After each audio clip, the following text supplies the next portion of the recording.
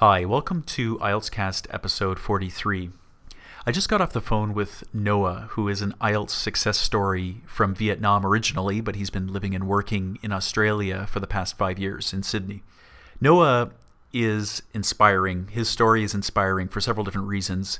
So now that his IELTS is behind him, he's that much closer to the Australian PR that he's been after all of these years. He's also done his undergraduate and graduate degrees in Australia, which of course also wins him points towards his goal.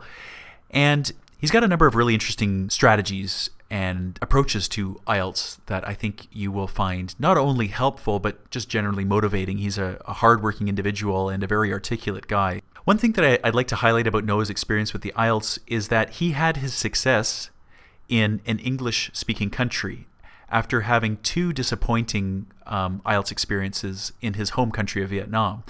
And I think that is just a little bit of evidence to help dispel some of the rumors that you see online about people that think that there is some conspiracy around the IELTS or that it's a political tool to keep people out of Australia. But that's not the case at all. And I think Noah's experience highlights that. And he touches upon this in the interview. So it's something that I think is important to remember. So this interview is kind of special because for the first time ever, I approached somebody that had left a comment on a YouTube video of mine.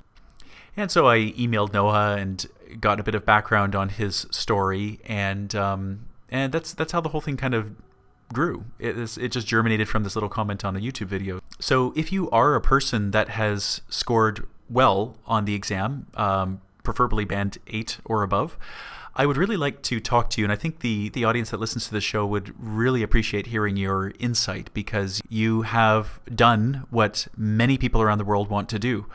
And even if your insight is maybe a bit of a repeat of what you've heard on the show before, it's motivating to hear people that have done it before, that have scored band 8. So I hope you'll get in touch with me. My email is, and has always been, ryan@IELTS.com. And I answer all email that comes into that email address. So just shoot me an email and let's arrange something. Let's get you on this show and have you share what you know about the exam. Okay, I'm going to flip and be a little salesy for a moment. Please leave 5 stars for this show on iTunes or leave the show a thumbs up on Stitcher or whatever positive feedback method that is available to you that you can exercise on whatever podcast aggregator you're using, whatever podcast player you're using. That would really be appreciated. And aside from that, it looks as though many of you are keeping the examiners that are on IELTSnetwork.com busy. I see that they're providing you with a lot of feedback. Elle Moore, user Elle Moore, who's not an examiner, but she's a professional IELTS speaking coach, has also been quite busy the past month. And I'm glad that some of you are taking advantage of those resources because they're completely free. They will always be completely free. And you can get some personal feedback on things like your speaking and your writing, which is something you can't do in a practice exam that you're writing in your bedroom by yourself, right? So get on that computer, get over to IELTSnetwork.com, post your speaking sample, post your writing sample, start getting some real feedback. And if you do have a smartphone, as most people do these days, you should plug into the WhatsApp groups that are opening up on IELTSnetwork.com. They're a great way to get in touch with other people that are taking the exam, maybe even taking the exam the same day you are. So lots going on. Come on over to IELTSnetwork.com and plug yourself into the resources that are available there. Okay, good luck everyone with your studies and enjoy this conversation. Today I'm speaking with Noah, an IELTS candidate from Vietnam originally, currently living and working in Sydney, Australia, and pursuing Australian PR. Noah scored a very impressive overall 7.5 on his IELTS.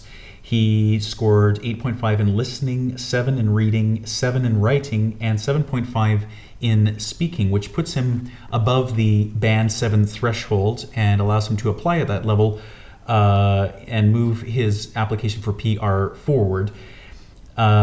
Noah is here today, and he's going to share with us some of the strategies that he followed that allowed him to score so well on the examination. Hi, Noah. Thanks for sharing the time today. Hi, Ryan. It's my pleasure to talk to you today. Noah, let's start with talking about your pursuit of Australian permanent residency. Can you just give us the timeline and the story behind that? Okay. Well, I have been in Sydney, Australia for almost 5 years, and I went to Macquarie University, and I studied finance and economics there. And after that, I studied a master degree in accounting, and I finished. And then I went to the IELTS test and also finished. So anyway, that is the process. So in order to get the permanent resident, you need to accumulate, I think, 70 points now. So if you went to the university and study in Sydney, in Australia for more than 3 years, you got, I think, 20 points. And then a master degree, another 10, IELTS, another 10 points. So, I'm accumulating points. I think right now I'm 55 or 60. I still need 10 more points in order to get the permanent resident. Oh, okay. And if you don't mind me asking, so how will you get those 10 points? What's your plan there? I think that I have to find a job in accountancy, and then I worked for maybe 1 or 2 years, and I got the experience point, I think, which is 10 points. I see. Or I have to find a partner, which study in nursing or engineering, and then we put our file together, and that called partnership, and then I can get 5 points or 10. I see. Interesting. So I think a lot of the people listening, or many of the people listening, are in the same position that you are. They're planning on pursuing Australian permanent residency. What's your opinion of Sydney? Do you like it? Well, for me, yes, I think so, because I have lived in Sydney, Australia for 5 years, and I worked here, I studied here. I started to enjoy the lifestyle in here. Compared to my country, is completely different. Although my parents, they want to stay in my country because they have all my friends and their family member there. But for me, I really want to stay here and have my future in here, which I think that is really beneficial for my children, in the future, and also for my parents. Yeah. Now, Noah, course, yes. I want to talk about, before we get to talking about the IELTS specifically, if we could just finish this, very brief profile that we're creating of you. What percentage of your day would you say you engage in English, and what percentage would you engage in your native Vietnamese? Oh, okay. To tell you the exact percentage is maybe a little bit difficult, but I try to expose myself to English as much as I could. Well, I have a job. I working in the Sydney Tower Buffet, so I talking English with all my workmates. When I go back home, I watch news and movies in English. But I living with my Vietnamese folks in my apartment. So, I think it's a balance between English and my Vietnamese. Okay, great. So let's get to talking about this IELTS success that you recently had. So just to put everybody in the picture, you took the exam in January, right? Yes, that's correct. Okay. Noah, was this your first attempt at the IELTS? No, actually, I have taken the IELTS 3 times. The first time 4 years ago when I first came to Australia. No, actually, before I came to Australia, I took once in my city, Hanoi, and I got a band 6. And then last year, when I was in Hanoi, I took the IELTS again, and I got 7. But I got 6.5 in writing and speaking. So last month, I took it again, and I got the band score that I desired. So let's talk about the skills in particular. Let's talk about the skills one by one. So you scored 8.5 in listening. How does that compare to the listening scores that you received in the previous 2 attempts? Oh, the first time I got 6 for listening, I remember. And last year, I got 7.5. And this time I got 8.5, so I was really surprised by the result. I see. So would you say, though, that your listening skill has improved that much over the course of 4 years, going from 6 to 8.5? Do you feel as though, I mean, it's a very, very big difference if you yourself compare it to 4 years ago? Yes, indeed. I have to say, yeah. Now I can listen to people, I can listen to the news, and I can watch television without subtitle comfortably. Okay, great. Compared to 4 years ago, I was struggling. I think it's helpful to just to talk about this for a second, because other people that are listening, maybe these people haven't taken the IELTS yet, but it can help them a little bit kind of gauge where they are skill-wise.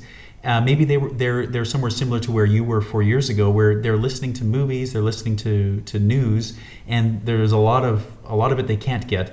But you're saying that now at the 8.5 level, the majority of it you're understanding. Yeah. Okay, so why don't you talk about that skill and how were you practicing? What were the major things you were doing to make sure you scored well? To be honest with the IELTS listening, I have practiced many tests. That is my strategy for the IELTS. I remember that I watched the episode 20 of you and the guy named Sean from China. Episode 20, I remember.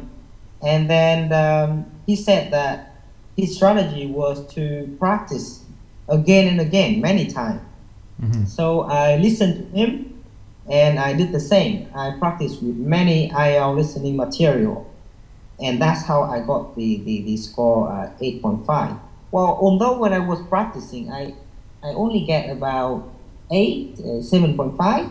But when it come to the real test, I got 8.5. It was quite surprised. But I will stay at 8, I think.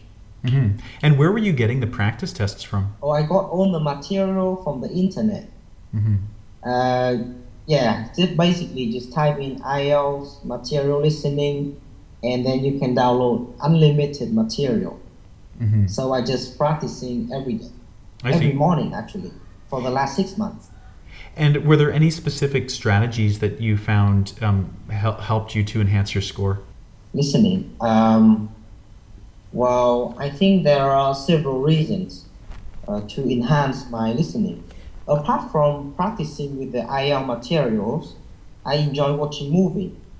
And especially I enjoy watching speeches from famous people, like the Mr. President of the USA, Barack Obama, or the TED Talk.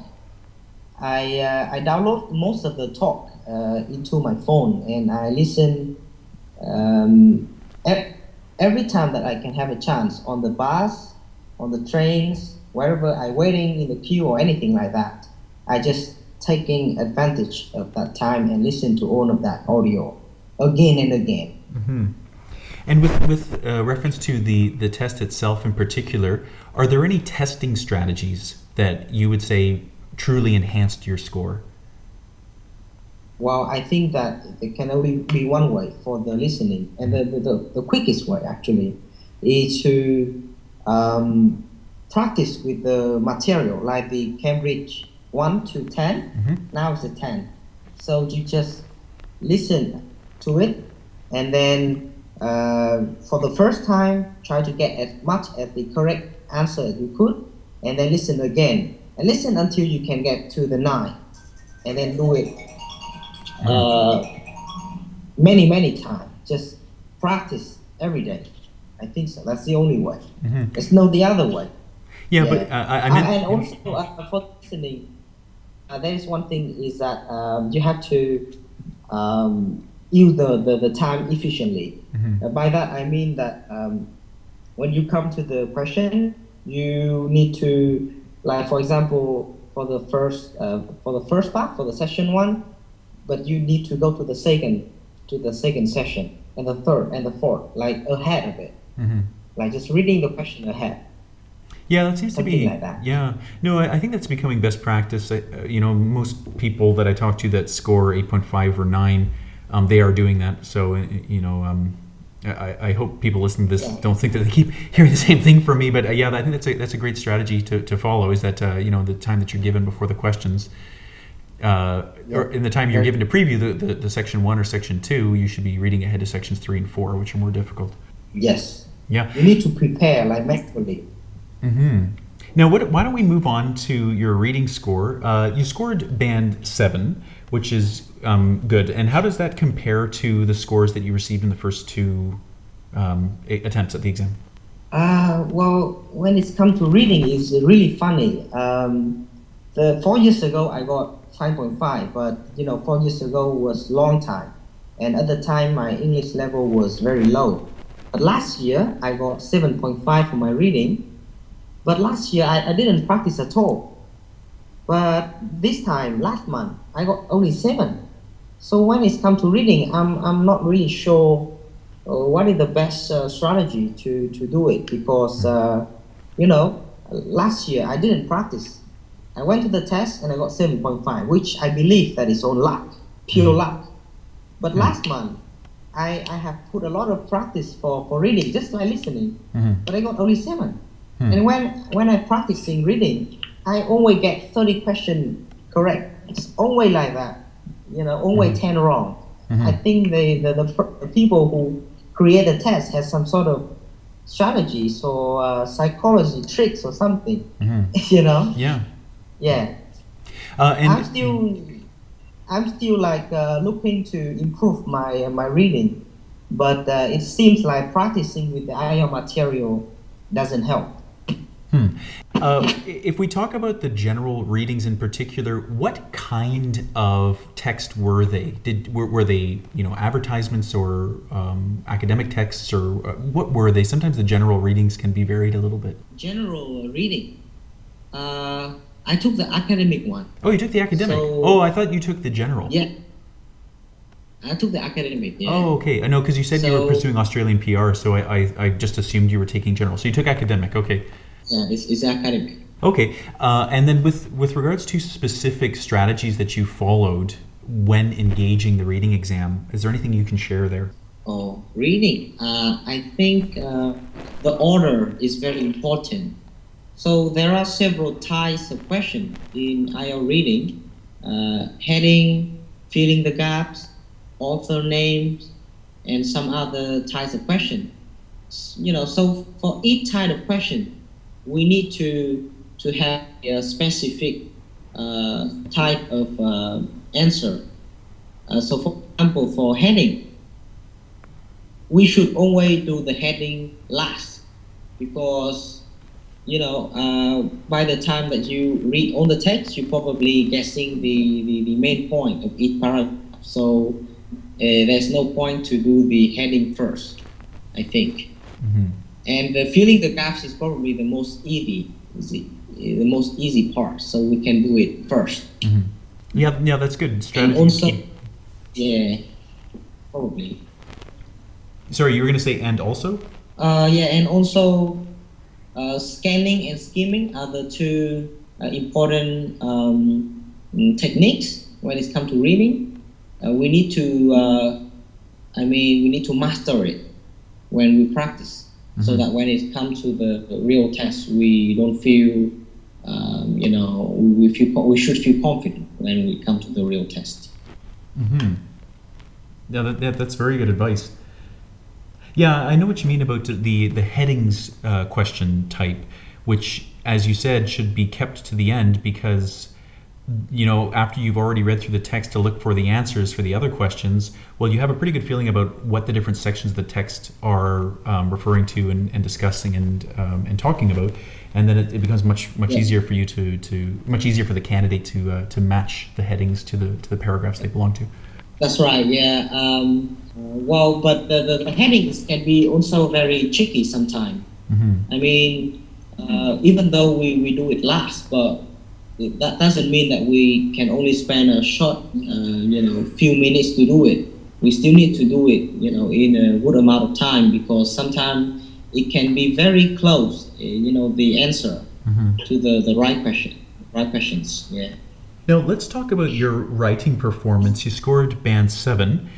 How does that compare to the earlier 2 attempts?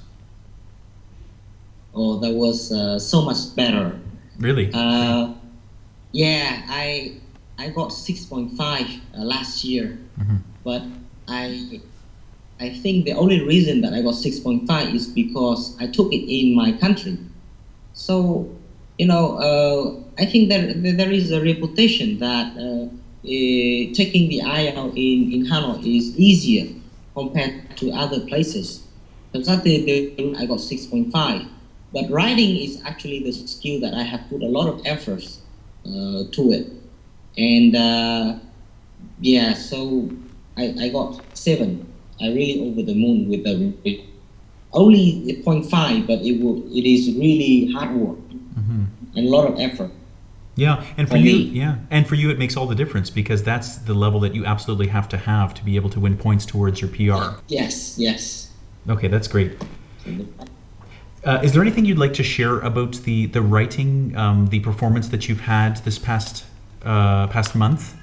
For writing, for me, I actually uh, attend to private tutor with the ex-examiner, ex-IELTS examiner. And I started with her for maybe 10 sessions. So mainly I wrote task 1 and task 2, and then I gave it to her, and then she corrected for me. And it turned out that all 95% of my problem is simple mistakes like grammars Hmm. or singular and plural. Hmm. So it was really surprised because I thought that it's other problem, but it's come down to the basic English problem like subject verb agreement, Hmm. singular or plural form, and correct all of that for me. And I kept writing and writing every week. Then after 3 or 4 months, I feel confident to achieve a band 7, Hmm. and I went and I achieved it. That's Yeah. great. Yeah. Yeah. No, I was just going to say that I think that your story is pretty common. People getting to band 6 or 6.5 in writing and they just can't cross that band 7 threshold. And, they just can't figure it out. What is it? Is it structure? Is it the way I'm interpreting the essay question? But often it does fall into the category of basic grammar. The candidate has Yeah, some bad the candidate has some bad habits that they're not aware of, and they think that they're writing grammatically accurate sentences when every single sentence has a bunch of really simple errors. And it is a bit of a domino effect because when the grammar or the lexical choices are weak, this, of course, it will impact things like the ability of the sentences to work together, so the cohesion level. And when that breaks down, I mean, then you have problems with coherence. So maybe the examiner doesn't fully understand what the candidate's trying to say, which of course impacts the overall task achievement. So it's a bit of a domino effect. So I mean, I think your experience shows that if candidates just take that step and get a tutor or get somebody to tell you in particular exactly where you're going wrong, what little mistakes you're making, and when you tweak that area, it's surprising what does happen and what marks do come as a result of fixing those areas. that's exactly right. Yeah, you do need a person Yeah, to correct you. You can't do it by yourself with writing and speaking. right. That is the two skills you can't do by yourself. Yeah. Exactly. Yeah, I agree. Yeah. So then let's move on to the speaking. So you scored 7.5, which is very impressive. And how does that compare to the earlier two attempts? When it's come to speaking, I always very confident with my speaking. But last year I got 6.5. So I was quite surprised. But after sat down and actually think about it, I, I think that it's because I was very nervous at the time. So I spoke very fast. And when I spoke very fast, I tended to ignore all the important part of the question. I didn't expand my answer fully, so that's why I got 6.5. Hmm. But last month, I was I was very confident. I was calm and I breathing right, And when it comes to the test, I was relaxed and it's 6.5 to 7. Of course, when I was practicing, I record my voice a lot, and I listen to it again and again, and then I gave it to other people, to other speaker friends, to listen to it and ask them for feedback about my intonation, my pronunciation, all of that thing. I record my voice and give to other people. Yeah. Okay, yeah. So it broke up a little bit there. So I'll just repeat your point. But you were saying that you were recording your voice a lot, asking your friends who are native English users in Australia to give you feedback. And with this feedback, you were able to hone those maybe various weaknesses within your speaking and improve your overall ability to communicate a message. And you say that this was the foundation for your confidence in this past exam. So let's talk then about the experience itself. Tell us about the speaking exam. What sort of questions did you get? How did you engage them? How was the examiner? All of these things. Tell us what the experience was like. Okay. I remember the question for me in the speaking test was describe a time when I was regret doing something. I can't remember what I said, but like Sean said, it's not about what you say, but it's about how you say it. So I was relaxed and I was, saying something that is very simple. Very simple. I didn't use any fancy words or complex sentence structure or anything. But it seemed like the examiner, he understood me very well.